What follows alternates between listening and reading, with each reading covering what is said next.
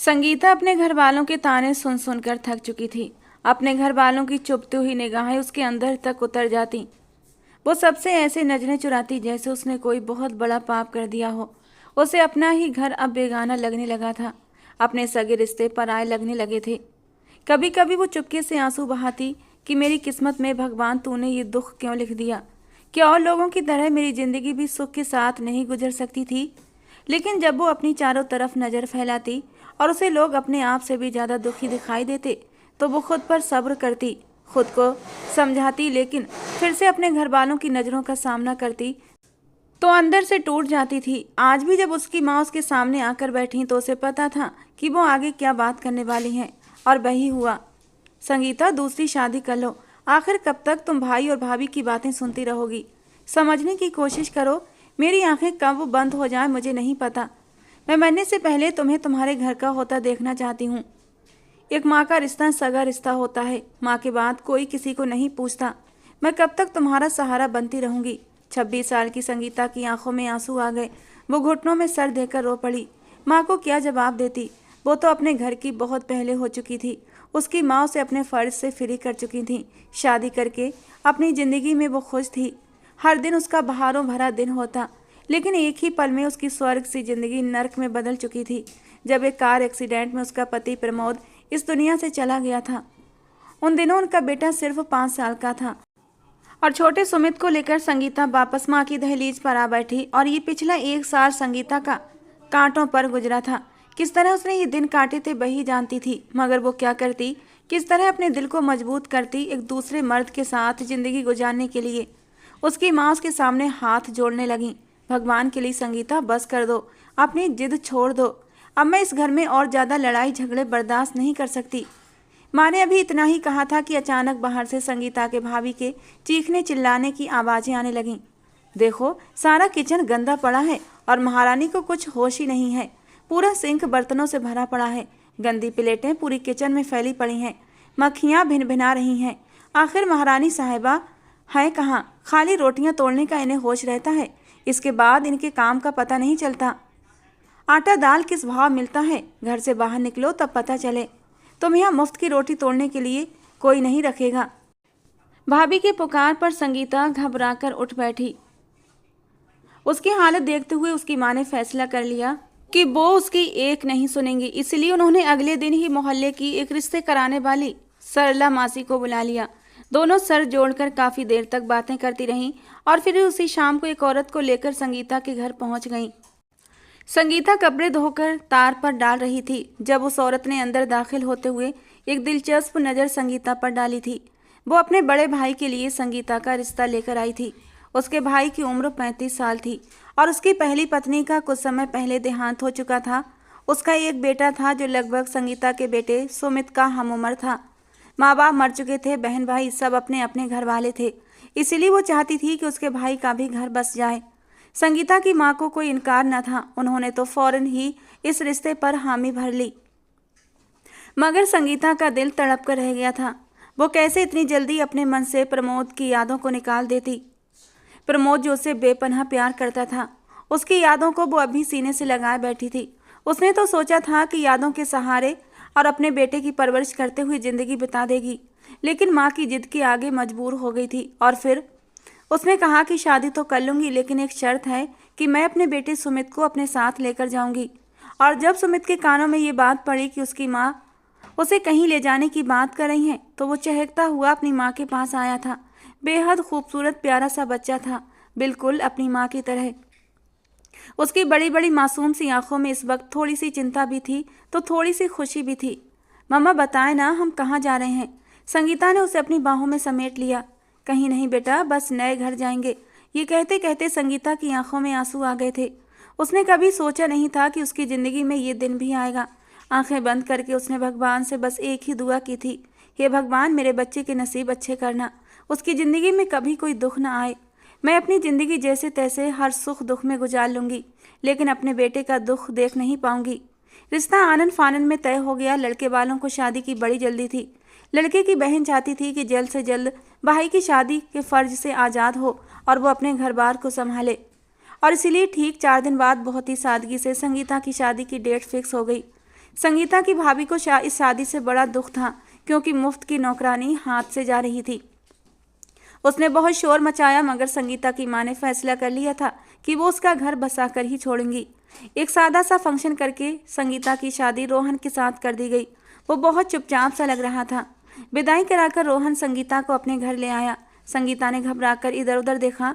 जिस गाड़ी में वो आई थी उसमें उसका बेटा सुमित मौजूद था या नहीं, मगर वो ये सोचकर गाड़ी में ही घबरा गई थी।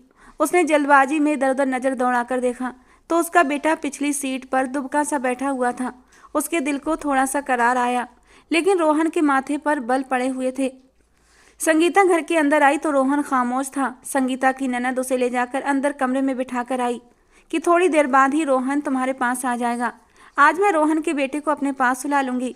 संगीता की ननद ने प्यार से कहा। वो बहुत अच्छी औरत मालूम हो रही थी, लेकिन संगीता का दिल बेचैन था। उसने अपनी ननद की ओर देखा और कहा, मेरा बेटा सुमित कहाँ जाएगा?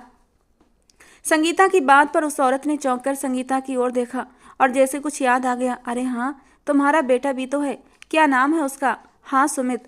चलो कोई बात नहीं, मैं उसे भी आज अपने पास रख लूंगी। कल से वो तुम्हारे साथ ही रहेगा। उस औरत ने धीरे से कहा, जैसे किसी से इस बात को छुपाना चाहती हो। मगर अंदर आते राहुल ने ये बातें सुन ली। वो दरवाजे से अंदर दाखिल हुआ और अपनी बहन की तरफ देखते हुए सख्त शब्दों में बोला, क्या मैंने तुम्हें कहा नहीं था कि लड़की वालों से इस बात के बारे में पहले तय कर लेना कि लड़की के बच्चे को अपने पास नहीं रखूंगा, क्योंकि इस तरह मेरे बच्चे का ध्यान और मोहब्बत नहीं दे पाएगी, बल्कि सारा वक्त अपने बेटे में और मेरे बेटे में फ़र्क करते हुए गुजार देगी। राहुल बहुत ही सख्त शब्दों में अपनी बहन से पूछ रहा था, जबकि संगीता की ननद एकदम हड़बड़ा गई थी। वो सफाइयाँ देने लगी कि नन्हे सुमित को घर में कोई भी रखने के लिए तैयार नहीं था, इसलिए मजबूरन संगीता उसे अपने साथ ले आई। और वैसे भी सुमित छोटा है, ज़्यादा परेशान नहीं करता, लड़का है, कुछ वक्त में कमाने के लायक हो जाएगा तो तुम्हारा भी सहारा बनेगा। ऐसी बातें करके उसने अपने भाई को काफ़ी हद तक समझाने की कोशिश की थी। थोड़ी देर बाद वो दोनों बच्चों को लेकर चली गई, मगर संगीता के दिल पर तो जैसे छुरियां सी चलने लगी थीं। उसे अंदाजा हो गया था कि रोहन सुमित को स्वीकार नहीं करेगा। संगीता की ननद कमरे से चली गई तो रोहन ने दरवाजा अंदर से बंद कर लिया। अपनी शेरवानी उतार कर उसने हैंगर में लटका दी और धीरे से आकर संगीता के सामने बैठ गया। संगीता की नज़रें झुकी हुई थीं। जैसे तैसे उसने अपने आप को इस शादी के लिए राजी कर ही लिया था। मन में पक्का फैसला कर लिया था कि वो दिलो जान से और पूरी वफा के साथ इस रिश्ते को निभाएगी। काफ़ी देर तक रोहन उसे गौर से देखता रहा, फिर अपनी जेब से अंगूठी निकाल कर उसकी उंगली में पहना दी और धीरे धीरे उसके करीब होने लगा।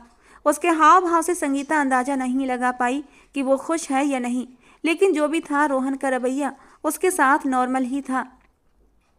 लेकिन अगले 2-3 दिन में संगीता को अंदाजा हो गया कि रोहन बहुत ही सख्त मिजाज आदमी है।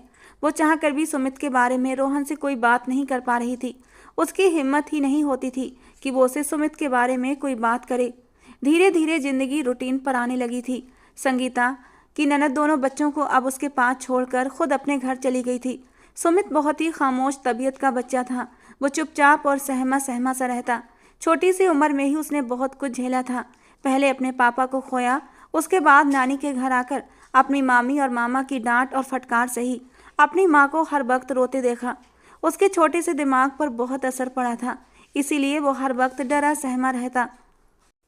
सारा टाइम उसकी यही कोशिश होती कि जहाँ जहाँ उसकी माँ जाती है वहीं साथ साथ जाता रहता। शादी के बाद राहुल कुछ एक्टिव रहने लगा था। संगीता को लेकर बाहर घुमाने फिराने जाना चाहता था। रात में उसने संगीता से कहा कि तैयार हो जाए, उसे आइसक्रीम खिलाकर लाऊंगा। संगीता जल्दी से तैयार हो गई और तैयार होकर उसने रोहन से कहा कि मैं तैयार हूँ, चलें। आज रोहन का मूड बहुत अच्छा लग रहा था। रोहन ने अपने बेटे विपुल को आवाज़ दी, जो सुमित के साथ ही खेल रहा था। वो दौड़कर अपने बाप की उंगली पकड़कर खड़ा हो गया, जबकि सुमित वहीं बैठा रह गया। एकदम संगीता ने मुड़कर अपने बेटे की ओर देखा, जो आंस भरी नज़रों से अपनी माँ की ओर देख रहा था। मगर रोहन को सुमित की कोई चिंता नहीं थी। वो विपुल की उंगली थामे अपनी बाइक की तरफ जा रहा था। सुमित वहीं बैठा माँ को ही देख रहा था, जबकि संगीता का दिल कट गया था। उसने धीरे से रोहन के पास जाकर कहा कि सुमित को भी साथ ले चलते हैं, वो घर में अकेला नहीं रह सकता। और एकदम ही रोहन के चेहरे पर नागवार गुस्से वाले भाव आए थे। उसने पलट कर गुस्से भरी नज़रों से संगीता को देखा और फिर न चाहते हुए भी उसने सुमित को साथ ले जाने की अनुमति दे दी। संगीता ने लपक कर अपने बेटे को गोद में उठाया था और उसे लेकर बाइक पर बैठ गई। पूरे रास्ते रोहन चिड़चिड़ा रहा कि बाइक पर ज़्यादा लोग हैं, बाइक को कंट्रोल नहीं कर पा रहा। लेकिन संगीता चुपचाप सुनती रही। उसके दिल को बस यही सुकून था कि उसका बेटा भी उसके साथ जा रहा था। उसे रोहन के इस रवैये से बड़ा अफसोस होता था। हालांकि उसने कभी विपुल और सुमित में फ़र्क नहीं किया था। वो हमेशा विपुल का ख्याल रखती थी जैसा ख्याल अपने बेटे सुमित का रखती। लेकिन रोहन ने कभी संगीता के बेटे को अपना बेटा नहीं माना। थोड़ी देर तक बड़बड़ाने के बाद रोहन खामोश हो गया था और संगीता ने सुख का सांस लिया। मगर वो ये नहीं जानती थी कि रोहन के दिमाग में क्या खिचड़ी पक रही है। एक हफ्ता सुकून से गुजर गया था। रोहन अच्छा कमाता था, अच्छा कारोबार था। वो एक मंडी में फ्रूट का काम करता था। एक हफ्ते के बाद बच्चों की स्कूल की छुट्टियां ख़त्म हुई तो एक रात उसने सोने से पहले संगीता से कहा कि विपुल का यूनिफॉर्म तैयार करके रखना, सुबह उसका स्कूल खुल जाएगा तो उसे स्कूल छोड़ दूंगा। संगीता एकदम चौंक सी गई थी। खैर, उसने खामोशी से विपुल का यूनिफॉर्म और जूते निकाल कर रख दिए। मगर उसका दिल बार बार कट रहा था। वो चाहती थी वो सुमित के स्कूल के जाने की भी बात करे। रोहन का मूड अच्छा था और आखिर उसने डरते डरते पूछ ही लिया, सुनिए, सुमित भी 7 साल का हो गया है। पहले सुमित भी स्कूल जाता था, लेकिन जब से उसके पापा कहते कहते संगीता ने अपनी जबान रोकी थी। फिर आगे बोली, पिछले 2 साल से उसने पढ़ाई छोड़ रखी है, तो क्यों ना उसे भी प्ले स्कूल में दाखिला करा दे। मैं चाहती हूँ वो भी कुछ पढ़ लिख जाए ताकि फ्यूचर में वो पढ़ाई लिखाई उसके काम आ सके। धीरे धीरे अपनी बात कहती संगीता अंदर ही अंदर डर भी रही थी कि कहीं रोहन गुस्सा न कर जाए। उसने डरती हुई नज़रों से रोहन को देखा तो उसके चेहरे पर अजीब से हाव भाव थे, जैसे वो खुद पर कंट्रोल कर रहा हो। फिर आखिर उसने कहा कि तुम सुमित की फिक्र मत करो, मैं उसके बारे में बहुत कुछ सोच रखा है। उसका फ्यूचर विपुल से भी अच्छा होगा, तुम बस वक्त पर मुझे जगा देना। रोहन ने कहा तो संगीता बस उसे खामोश नज़रों से देखती रह गई। उसका दिल जैसे किसी अनहोनी के ख्याल से कांप रहा था। सुबह सुबह संगीता की आंख खुली तो उस दिन बहुत सर्दी थी। कड़ाके की सर्दी में संगीता उठी और गर्म पानी किया, क्योंकि विपुल ठंडे पानी से घबराता था। रोहन भी उठ गया था। उसने बड़ी मोहब्बत से अपने बेटे को जगाया और उसे स्कूल के लिए तैयार करवाने लगा। सुमित रजाई ओढ़े सो रहा था। संगीता बार बार उसके पास जाती और फिर वापस आ जाती, और तभी रोहन ने आवाज़ लगाई, सुमित को भी उठा दो, मैं उसे भी छोड़ आऊँगा। संगीता ने मुड़कर रोहन की तरफ देखा और फिर खुशी खुशी सुमित को जगाने लगी। बहुत सर्दी थी, वो छोटा सा बच्चा था, मगर संगीता ने किसी तरह उसे जगा दिया। बंद होती आंखों के साथ वो उठ बैठा। संगीता ने मोटरसाइकिल पर बेटे को बिठाया और सुमित को नाश्ता भी न करने दिया और उसे उठाकर रोहन के पीछे बिठा दिया था। संगीता पूछती रही, आप सुमित को लेकर कहाँ जाएंगे, कहाँ एडमिशन कराएंगे इसका? मगर उसने कुछ न बताया। थोड़ी देर के बाद राहुल बाइक लेकर घर से निकल गया। पूरा दिन संगीता जले पैर की बिल्ली की तरह घर में घूमती रही। उसे रह रहकर सुमित की याद आ रही थी। 12 बजे दरवाजे के बाहर मोटरसाइकिल रुकने की आवाज़ आई। रोहन विपुल को स्कूल से लेकर आ रहा था। दोनों बाप बेटे हंसते मुस्कुराते हुए घर के अंदर दाखिल हो रहे थे। संगीता बेकरारी से आगे बढ़ी। वो रोहन और विपुल के पीछे सुमित को ढूंढ रही थी, लेकिन उसे सुमित कहीं दिखाई नहीं दिया। सुमित कहाँ है? आप उसे भी तो लेकर गए थे ना? संगीता के सवाल पर रोहन चिढ़ गया। हर वक्त सुमित सुमित करती रहती हो, बताया तो था उसके बेहतर फ्यूचर के लिए उसे कहीं लेकर जा रहा हूँ। उसे मंडी में छोड़कर आया हूँ। कोई काम धंधा सीखे ताकि बड़ा होकर मेरा सहारा बन सके। ऐसे ही मुफ्त में पालने के लिए थोड़ी न लाया हूँ। जानती भी हो पैसा कमाना कितना मुश्किल है। सख्त शब्दों में कहता हुआ रोहन घर के अंदर चला गया, जबकि संगीता का दिल कांप कर रह गया था। वो जानती थी रोहन जो काम करता है वो मंडी में ही करता था। उसका कारोबार सब्जी मंडी में होता था और मंडी का काम बहुत सख्त होता है। सुमित तो कमज़ोर सा छोटा सा बच्चा था और आज सर्दी भी किस कदर ज़्यादा थी। उसकी आंखों में आंसू आ गए, लेकिन वो कुछ कह न सकी। पूरा दिन वो बेचैनी से सुमित का इंतजार करती रही। 3 बजे के करीब दरवाजे पर दस्तक हुई तो संगीता ने दरवाज़ा खोला। सामने सुमित खड़ा था। उसे देखकर संगीता का दिल गले में आया था। सुमित के बाल बिखरे हुए थे, आंखें लाल थीं, चेहरे पर आंसुओं के निशान थे। एक तरफ गाल पर 5 उंगलियों के निशान छपे हुए थे। उसके पैर में टूटा हुआ जूता था, कपड़े मिट्टी से सने हुए थे। उसके हाथ में एक थैली थी। घर के अंदर दाखिल होते हुए वो थैली माँ की तरफ बढ़ा दी। ये क्या है सुमित? संगीता ने लरजते हुए पूछा। उसने कहा, मम्मी, पापा ने कहा था मंडी में उनकी गैर मौजूदगी में मैं उनका काम संभालूं और वापसी में सब्जी लेता हुआ घर आ जाऊं, इसीलिए सब्जी लाया हूँ। संगीता ने लपक कर सुमित को गले से लगा लिया और फूट फूट कर रोने लगी। सुमित भी रोने लगा, क्योंकि वो नन्ही सी जान इतनी सख्त मेहनत बर्दाश्त नहीं कर सकता था। जबकि अंदर कमरे में कंबल ओढ़ा विपुल और रोहन आराम से सो रहे थे। संगीता का दिल फटने लगा था। वो इसीलिए तो शादी नहीं करना चाहती थी कि कहीं उसके सुमित को दुख न उठाना पड़े। और अब जब उसने अपनी माँ की जिद पर शादी कर ली थी तो इसीलिए तो नहीं कि उसका छोटा मासूम सा सुमित इतनी मेहनत करे इतनी कम उम्र में। वो अपने बेटे को उठाकर घर के अंदर ले आई। उसने फैसला कर लिया था कि अगर रोहन ने उसके बेटे के साथ अच्छा व्यवहार न किया तो वो उसे छोड़ देगी, और अगर उसके भाई भाभी ने उसे अपने घर न रखा तो वो किसी अनाथ आश्रम में चली जाएगी। पूरी रात सुमित रोता सिसकता रहा, नींद में बड़बड़ाता रहा, मुझे मत मारो, अब मैं ध्यान से काम करूँगा। पूरी रात संगीता सो न सकी। अपने बच्चे की तकलीफ उसे दिल में महसूस हो रही थी। और सुबह 6 बजे जब रोहन उठा तो उस दिन भी ठंड बहुत ज़्यादा थी कि एक पल के लिए तो रोहन भी काँप कर रह गया था। मेरे लिए नाश्ता मत बनाना, मेरी तबीयत बहुत ख़राब है। जब रोहन बोला तो उसकी आवाज़ भारी भारी सी हो रही थी। संगीता ने उसकी तरफ देखा, बाकी उसके चेहरे पर ऐसे भाव थे जैसे पूरी रात तेज बुखार रहा हो। संगीता ने सिर हिला दिया और दुआएं मांगने लगी, आज रोहन सुमित को मंडी न ले जाए। रोहन ने पलटकर सोए हुए विपुल और फिर सुमित की तरफ देखा और फिर संगीता को देखकर कहने लगा, लेकिन बच्चों का जाना तो जरूरी है, और विपुल के स्कूल में तो अब एग्जाम भी चल रहे हैं, मैं उसकी छुट्टी नहीं करवा सकता। और रही बात सुमित की, तो मंडी में आज मेरी गैर मौजूदगी में मेरा काम वही संभालेगा। मेरी तबीयत भी ख़राब है तो इसका जाना जरूरी है। दोनों को तैयार कर दो, मैं छोड़ आता हूँ। रोहन ये कहते हुए दोबारा लेट गया था, जबकि संगीता का दिल धक से रह गया था। वो रोहन को मना करना चाहती थी कि सुमित को मंडी न भेजें, लेकिन वो रोहन की सख्त तबीयत से जानकार थी। अगर उसे गुस्सा आ जाता था तो पूरा घर सर पर उठा लेता। वो उसके सामने डर जाती थी, घबरा जाती थी। वो अपनी बात कहकर अपनी आंखों पर हाथ रखकर लेट गया था। संगीता बेदिली से उठी और उनका नाश्ता बनाने लगी। नाश्ता बनाने के बीच वो सोचती रही कि आखिर वो किस तरह रोहन को मना करेगी कि वो सुमित से इतनी मेहनत वाला काम न करवाए। थोड़ी देर के बाद उसने विपुल को उठाया। वो बहुत बदतमीज बच्चा था, लड़ने झगड़ने लगा, लेकिन संगीता ने बहुत ही प्यार से उसके साथ यूनिफॉर्म पहनाया और नाश्ता करवाने लगी। रोहन उठ बैठा तो सुमित को सोते देखा तो उसे और गुस्सा आया। तुमने सुमित को अभी तक क्यों नहीं उठाया? अच्छा चलो, मैं विपुल को स्कूल छोड़कर आता हूँ, तब तक उसे उठाओ और फिर मैं उसे छोड़ दूंगा। दोनों का रास्ता वैसे भी अलग अलग है। संगीता कुछ न बोली। उसने विपुल का बैग उठाया और उसके कंधों पर पहना दिया। रोहन ने विपुल को गोद में उठाया, उसके माथे पर प्यार किया और बाहर जाने लगा, जबकि संगीता उसे दुख से देखकर रह गई। जब सुमित के पापा प्रमोद जिंदा थे तो वो भी उसके साथ ऐसे ही मोहब्बत किया करते थे। भगवान ने न जाने ये आजमाइश उसके नसीब में क्यों लिखी थी। सुमित अभी भी सो रहा था। शायद थकावट की वजह से उसे भी हल्का हल्का बुखार हो रहा था।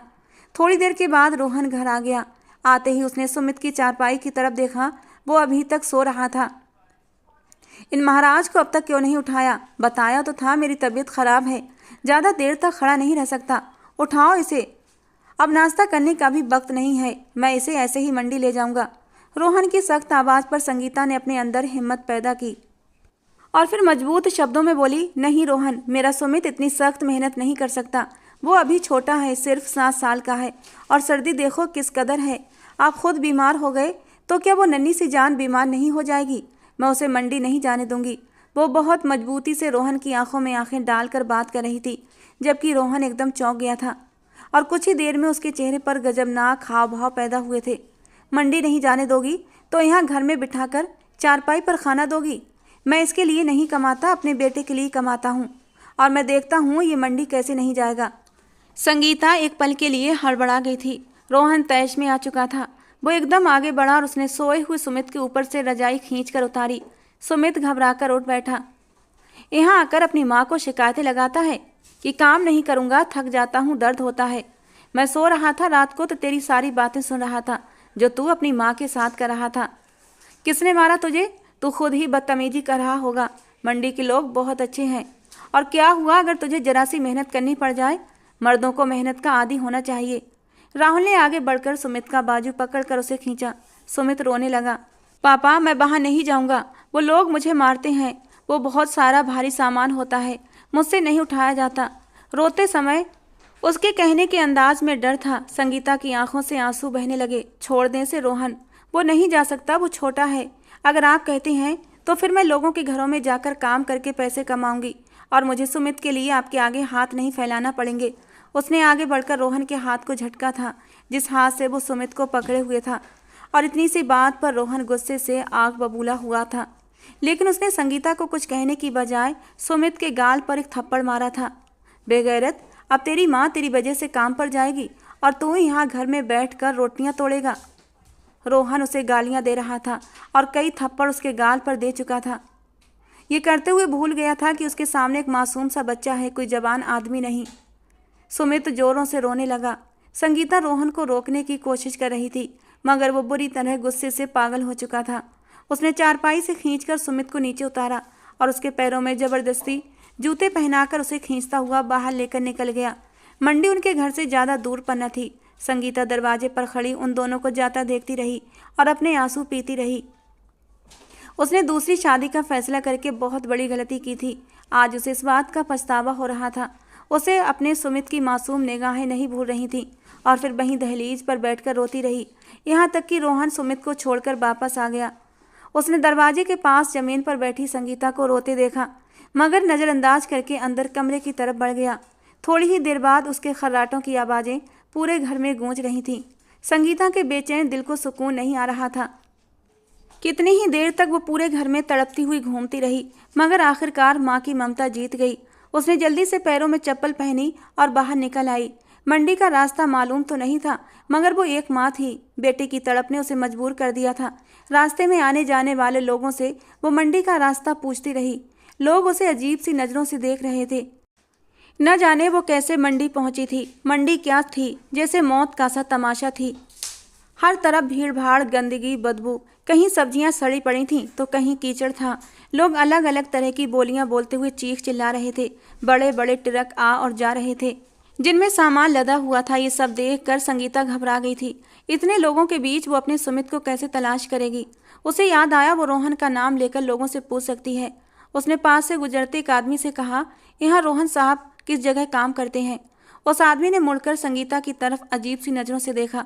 मंडी में भला औरतों का क्या काम था, लेकिन वो आदमी शरीफ था। उसने हाथ के इशारे से संगीता को एक जगह दिखाई जहाँ कोने में बहुत ज़्यादा भीड़ लगी है और फलों के बड़े बड़े टोकरे ट्रक में लादे जा रहे हैं। वहीं रोहन जी काम करते हैं, मगर आज वो तो नहीं आए। उन्होंने अपनी जगह पर अपने सौतेले बेटे को यहाँ लाकर छोड़ा है, उस आदमी ने कहा। लेकिन संगीता ने उसकी पूरी बात भी नहीं सुनी और दौड़ते हुए उसी जगह पहुंच गई। उसका दिल फट गया था। बड़े बड़े ट्रक के ऊपर सामान लोड किया जा रहा था। कई बड़े बड़े मजदूरों के बीच में उसका नन्हा सा सुमित भी था, जो छोटे छोटे हाथों से भारी भारी क्रेटें उठाकर ट्रक के ऊपर चढ़ाने की कोशिश कर रहा था। उसके चेहरे पर आंसुओं के निशान थे। टोकरे भारी थे, उससे उठ नहीं रहे थे। एक टोकरा उसके हाथ से गिर गया और सारे फल फर्श पर गिर गए। थोड़ी देर के बाद वो सारे फल रास्ते से गुजरने वाले मर्दों के पैरों के नीचे आ गए। मालिक को तेज गुस्सा आया। रोहन को बोला भी था खुद काम पर आए, इस बच्चे को काम पर भेज देता है। इससे तो अपना आप भी नहीं संभाला जाता, ये क्या काम करेगा। उसने एक हाथ सुमित की कमर पर जड़ दिया। ध्यान से काम कर बच्चे, हजारों का नुकसान करवा दिया। थप्पड़ खाकर सुमित बदहवास हो गया। उसने फिर से क्रेट उठाने की कोशिश की तो दूसरे आदमी ने इस बार उसकी मदद कर दी। ये सब देखकर संगीता का दिल खून के आंसू रोने लगा। वो आगे बढ़ी। उसने सुमित का हाथ पकड़ा और उसे वहां से लेकर चल पड़ी। पीछे से मालिक की आवाज भी आई, लेकिन उसने एक न सुनी। दूसरी तरफ रोहन का बुखार और तेज हो गया था। वो घबराकर उठा तो उसने संगीता को आवाज़ दी, मगर घर में कोई होता तो जवाब देता। थोड़ी देर तक इंतजार करने के बाद रोहन कमरे से निकला। पूरा घर खाली पड़ा था, घर में कोई नहीं था। उसने देखा दरवाज़ा भी खुला हुआ था। दरवाजे के बाहर उसने जाकर सामने ही पड़ोसन खड़ी थी, उनसे पूछा, सुनिए आंटी जी, मेरी पत्नी कहाँ गई, क्या आपको बताकर गई है। रोहन की बात पर उस औरत ने कहा, अभी रोते हुए घर से निकल गई थी, यहाँ से मंडी का रास्ता पूछते हुए जा रही थी। पड़ोसन की बात पर रोहन परेशान हो गया और अंदर आकर बैठ गया। खुद ही आ जाएगी घूम फिर कर। दोपहर तक मंडी के माहौल में वो रह भी नहीं सकती। रोहन बेताबी से कमरे में टहलने लगा। घर का हुलिया आज बहुत ख़राब हो रहा था। पूरा घर बिखरा पड़ा था। संगीता ने आज कोई काम नहीं किया था। जब से संगीता उसकी ज़िंदगी में आई थी, उसे हर काम की सहूलियत हो गई थी। वक्त पर खाना मिलता, वक्त पर धुले हुए कपड़े मिलते, घर में एक सुकून सा उतर आया था। और आज जब वो थोड़ी देर के लिए घर पर नहीं थी तो पूरे घर का नक्शा ही बिगड़ गया था। अचानक ही रोहन का दिल घबराने लगा। उसे थोड़ा सा पछतावा भी हुआ। क्या था अगर वो अपना रवैया थोड़ा सा नरम कर लेता और सुमित को भी कबूल कर लेता। आखिर संगीता भी तो उसके बेटे को प्यार देती थी। जैसे जैसे वक्त गुजर रहा था, रोहन का दिल और बेताब होने लगा। दोपहर गुजर गई, शाम भी हो गई, मगर संगीता और सुमित घर वापस ना आए। अब तो रोहन बहुत परेशान हो गया था। वो विपुल को भी ले आया था। शाम के अंधेरे फैलने लगे कि अचानक दरवाजे पर दस्तक हुई। रोहन ने लपक कर दरवाजा खोला तो उसके सामने संगीता और सुमित खड़े थे। दोनों साफ सुथरे कपड़ों में थे। सुमित भी सुबह वाले होलिये से एकदम अलग था। संगीता के चेहरे पर भी मुस्कुराहट थी। उसने रोहन की तरफ देखते हुए कहा, मैं अपना सामान वापस लेने इस घर में आई हूँ। जिस घर में मेरे बेटे के लिए जगह नहीं, मैं वहाँ नहीं रह सकती। संगीता की बात सुनते ही रोहन एकदम सुन्न रह गया। ये कैसी बातें कर रही हो संगीता? बकवास मत करो, घर के अंदर चलो। मैं बकवास नहीं कर रही, मैं घर के अंदर रहने नहीं, बस अपना सामान लेने आई हूँ। सुना नहीं तुमने? मैं इस घर में नहीं रह सकती। इस बार रोहन बौखला गया। जब उसे लगा कि मामला बिगड़ गया है तो उसने संगीता के सामने हाथ जोड़ दिए। मुझे माफ़ कर दो संगीता, सिर्फ तुम्हारी एक दिन की गैर मौजूदगी से मुझे पता चल गया कि मेरे घर को तुम्हारी कितनी ज़रूरत है। आगे से मैं तुम्हारे बेटे को मंडी नहीं भेजूंगा, बल्कि उसे भी एक बाप की तरह पालूंगा। कोई कमी नहीं रखूंगा। कोई गलती हो तो मुझे एहसास कराना। मैं अपनी हर गलती को सुधारने की कोशिश करूंगा। रोहन की बात पर संगीता ने हैरान निगाहों से उसकी तरफ देखा कि तभी अंदर से उसे विपुल के रोने की आवाज़ आई थी, जो शायद भूख की वजह से रो रहा था। उसका दिल एकदम बेचैन हो गया। विपुल के आंसू देखकर उसे अपनी सुमित की याद आई थी और वो खुद को रोक न सकी। जल्दी से अंदर गई और नरम नरम पराठा बनाकर विपुल के सामने रख दिया। विपुल भूखा था, जल्दी जल्दी पराठा खाने लगा और संगीता हैरान रह गई जब रोहन ने आगे बढ़कर उसी प्लेट में से छोटे छोटे निवाले बनाकर सुमित को खिलाना शुरू कर दिए। एक निवाला सुमित को तो एक निवाला वो विपुल को खिला रहा था। खाना खाने के बाद दोनों बच्चों का पेट भर गया था और एक दूसरे के साथ खेलने में बिजी हो गए। सच कहते हैं, बच्चे बहुत मासूम होते हैं, सारी बातें कुछ ही देर में भुला देते हैं। सुमित भी सारी बातें भुला चुका था और विपुल के साथ खेलने में बिजी हो गया था। सुमित पहले कुछ डरा हुआ था, लेकिन जब रोहन के बर्ताव में बदलाव देखा तो कुछ सुकून पाया था। दिन भर का थका हारा था, थोड़ी देर में ही लेटते ही सो गया। दोनों बच्चों के सोने के बाद संगीता चुपचाप आंगन में आकर बैठी हुई थी और उसके बराबर रोहन आकर बैठ गया। मुझे माफ़ कर दो संगीता, आज मुझे एहसास हो गया तुम कितनी अच्छी हो। मेरे बेटे के जरा से आंसुओं पर तुम्हारा दिल पिघल गया और मेरा दिल कितना पत्थर था कि सुमित के आंसुओं पर पिघल न सका। लेकिन अब मैं बदल गया हूँ। मैं वादा करता हूँ संगीता, कभी सुमित को गैर नहीं समझूंगा। मैं कल ही उसका एडमिशन कराऊंगा अपने बेटे के स्कूल में। आज से मेरे एक नहीं 2 बेटे हैं। और फिर संगीता ने उसी घर में रुकने का फैसला कर लिया था। हालांकि उसने सोचा था वो सुमित को लेकर एक अनाथ आश्रम में चली जाएगी, लेकिन विपुल का ख्याल उसे जाने से रोक रहा था। वो विपुल को इस तरह तन्हा नहीं कर सकती थी और इसीलिए वो रुक गई। वो रोहन को एक और मौका देना चाहती थी और बाकी रोहन ने अपना कहा सच कर दिखाया। उसने अगले ही दिन सुमित को विपुल के स्कूल में एडमिट करा दिया और फिर बदले में संगीता ने उसके घर को स्वर्ग बना दिया। संगीता ने सुकून का सांस लिया था कि उसके बेटे को सगे बाप का प्यार न सही, लेकिन उसे रहने के लिए छत, खाने के लिए अच्छा खाना और पढ़ने के लिए स्कूल मिल गया था और संगीता के लिए यही बहुत था। तो दोस्तों, आज की हमारी ये कहानी आपको कैसी लगी ज़रूर बताना। पसंद आई हो तो प्लीज़ लाइक करना और ऐसे ही कहानियाँ सुनने के लिए हमारे चैनल को भी सब्सक्राइब करना। मिलते हैं दोस्तों अगली किसी नई कहानी के साथ।